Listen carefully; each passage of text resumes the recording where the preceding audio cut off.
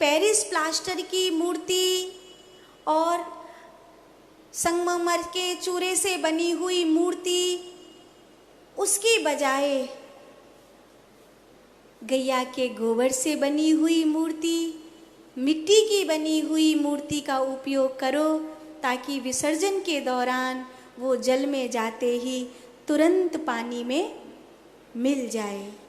नहीं तो सीमेंट लगाकर, पेरिस प्लास्टर लगाकर, संगमरमर का चूरा लगाकर, लोहे की छड़ लगाकर जो मूर्ति बनाई जाती हैं, आप उनके 10-11 दिन पूजा करने के बाद जब विसर्जन करते हो तो केमिकल्स के कारण नदी का जल दूषित होता है। दूसरा, वो नदी में मिलती नहीं मूर्ति, इसीलिए उस मूर्ति का घोर घोर अपमान नदी के तटों पर देखने के लिए मिलता है।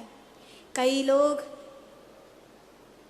किनारे पर, पुलों के ऊपर छोटी छोटी मूर्ति रखकर चले आते हैं। नहीं, आपने घर में लक्ष्मी गणेश का पूजन किया है तो वैसी ही मूर्ति लाइए जो जल में पूरी तरह विसर्जन हो जाए। और अगर छोटी मूर्ति है तो कहीं बाहर जाने की ज़रूरत नहीं है, अपने घर के गमले में ही आप उसको विसर्जन कर सकते हो। हम लोग पूरे प्रयास कर रहे हैं कि गैया के गोबर से बनी हुई मूर्ति अपने जानने वाले साधक परिवार के घरों तक पहुंचाई जाए।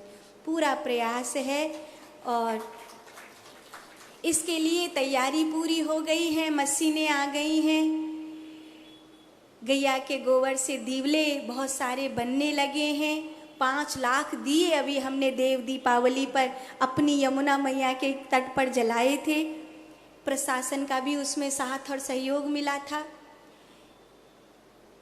बहुत सुंदर सुंदर घड़ी, बहुत सुंदर सुंदर जो तुम चाबी लटकाते हो ना, तो वो चाबी लटकाने वाला राधे राधे लिखा हुआ गैया के गोबर से बना हुआ, वो अभी कुछ तो आश्रम में भी है, अगर जाओ चाहो तो ले जा सकते हो। गैया मैया के गोबर से बने हुए हैं, थोड़ा सुरक्षित करके ले जाना पड़ेगा, चाहो तो यहाँ से लेकर के जा सकते हो।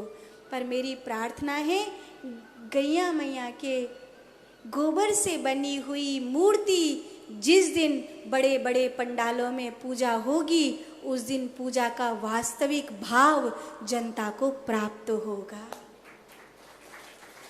उसकी ऊर्जा प्राप्त होगी, उसका सतोगुण प्राप्त होगा। और विसर्जन के बाद भगवान के जो अपमान का पाप है उससे बचोगे, उस मूर्ति के खंडित होने का जो पाप है उससे बचोगे। तो मेरी ये पुकार अगर कहीं पहुंचाई जा सकती हो